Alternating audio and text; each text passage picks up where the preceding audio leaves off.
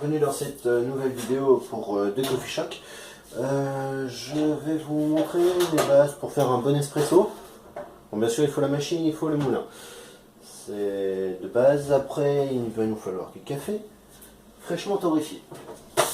J'ai choisi un de Malabar qui est un café moussonné. Voilà. Qui a été torréfié la semaine dernière. Soit dit en passant. Donc, il va nous falloir un verre qui doit être chaud. Ça va aider la créma à prendre. Donc, on le met toujours sur le chauffe-tasse. Si on n'a pas eu le temps de mettre sur le chauffe-tasse, on peut soit faire couler directement par le groupe. Ça préchauffera le groupe. Sinon, plus radical, on va avoir la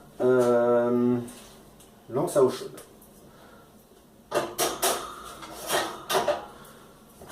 Dans un autre tutoriel, je vous montrerai comment nettoyer la machine. Donc, première chose à faire, peser le café.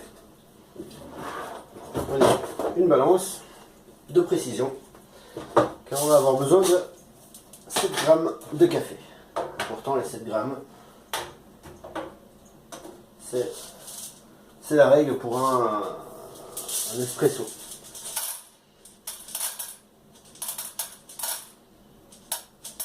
Là. Bon, en général, j'en mets un petit peu plus.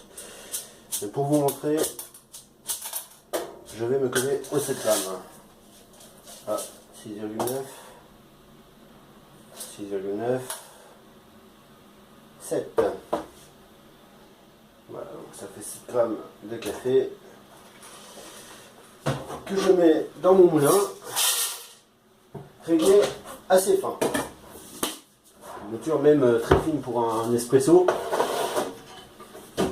mais pas trop. Il faut quand même que l'eau passe, même s'il y a beaucoup de pression qui entre en jeu. On va avoir environ 9 bars de pression qui vont passer à travers le porte-filtre. Donc le porte-filtre, pareil, doit être chaud. C'est pour ça que moi je le mets sur le chauffe-tasse. Sinon, on le préchauffe exactement pareil que pour la tasse. Donc on le met dans le groupe. On met la tasse en dessous et comme ça on préchauffe les deux en même temps en faisant couler simplement une tasse. Alors là ça va faire un petit peu de bruit. Je vais voir si je peux retoucher ça à la vidéo.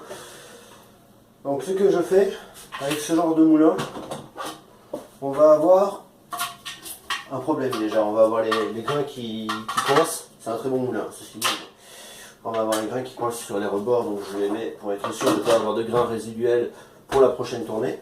Donc ça c'est si vous voulez faire qu'une seule tasse. Après si vous en voulez plus pour les collectivités, etc. Voilà, il n'y aura pas ce genre de problème. Donc sur ce genre de moulin, qui est un Maser, voilà, qui est un Maser, on va avoir deux positions. On va avoir une position marche et une position qui est écrit dessus start. Donc la position start sert, je vais vous montrer. Donc, on va avoir la position marche qui est le 1 et le start qui est juste après. Donc voilà, la lumière, la diode. Donc la position 1 va nous servir à allumer la machine, la position start à lancer le broyage. Seulement moi je récupère d'abord les résidus.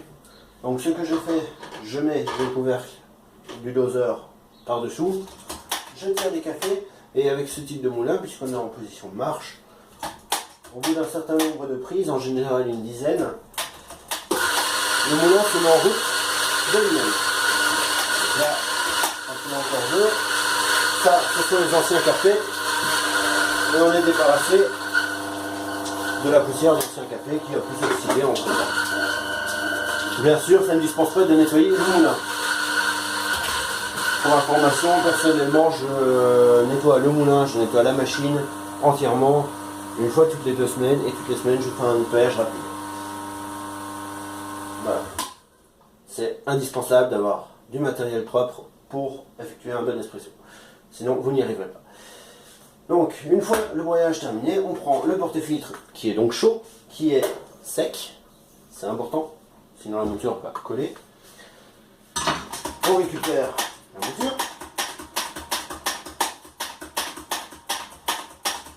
Et donc, ce que je vous disais, la mouture doit être assez fine pour que quand on tapote, il y ait des petits résidus uniquement sur les doigts.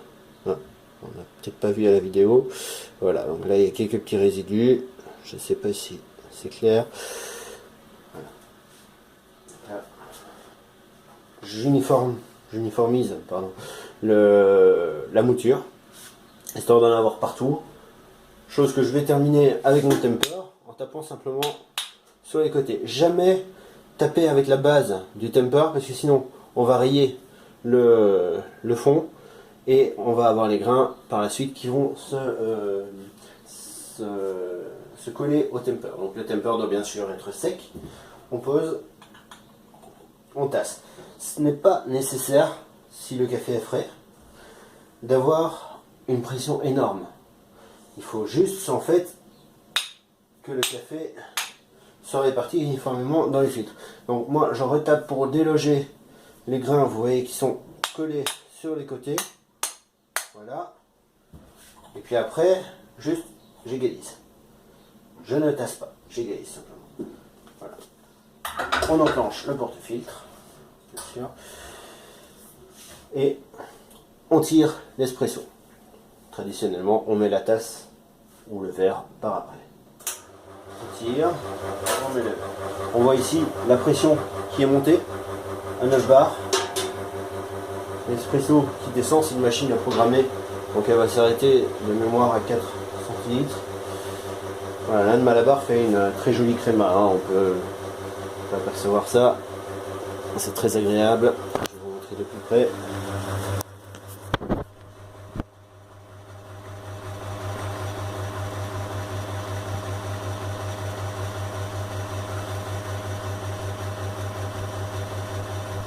Je pense que j'ai mis un peu plus de 4 centilitres.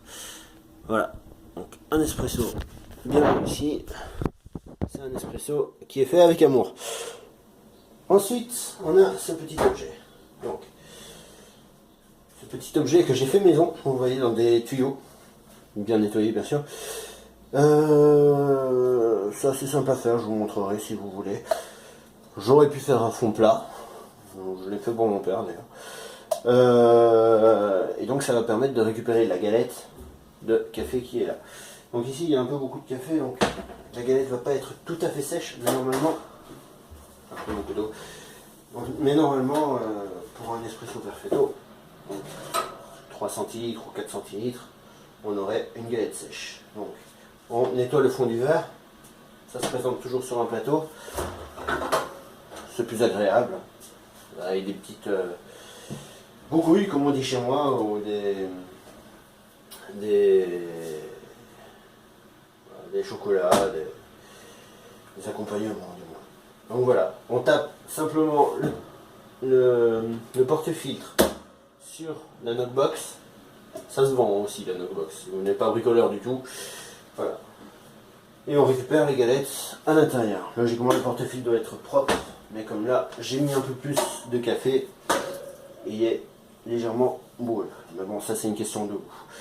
Donc, vous pouvez mettre plus d'eau ou moins d'eau. Donc, on va nettoyer le porte-filtre avec l'eau de la machine. Ça va aussi nettoyer le groupe tout à la fois. Donc, je ne vais pas me contenter de ça. Là, je nettoie une première fois. C'est pas impeccable, c'est pas grave. Je le passe sous l'eau. Hop, allez, viens.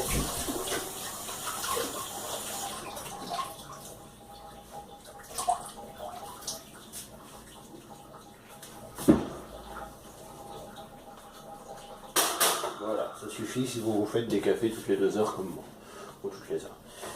Donc ici, le porte-filtre. Personnellement, j'utilise un outil rudimentaire pour le nettoyer, le groupe. J'ai dit le porte-filtre, le groupe. Parce qu'en fait, on va avoir un joint qui est situé tout autour du filtre du groupe. On voit le filtre, on voit le groupe. Donc l'eau s'écoule par, je vais montrer comme ça, par les micro-trous qui sont ici. Et tout autour, il y a le joint donc, qui permet de faire l'étanchéité. Je vous montre. Voilà, l'écoulement. Et donc pour le nettoyage, on va s'appliquer à d'abord faire couler, passer la brosse à dents qui ne sert qu'à ça, bien sûr, hein, on ne se lave pas les dents avec. Et il existe aussi des brosses spécialement conçues, mais celle-ci est parfaite sur cette machine-là. J'arrive à atteindre le joint. Bon, voilà. Donc d'une fois à l'autre, je fais ça, et toutes les semaines ou toutes les 2 semaines, je fais un nettoyage approfondi que je vous montrerai un peu plus tard. Alors maintenant vient bien sûr le moment que tout le monde attend dans ces cas-là, c'est l'heure de la dégustation. Donc le petit café qu'on va servir avec un verre d'eau pour mieux profiter des arômes, et quelque chose pour se faire plaisir gustativement également, un petit chocolat, un biscuit ou autre. Voilà. J'espère que cette vidéo vous a plu, n'hésitez pas à l'aimer et à visiter les autres. Merci beaucoup.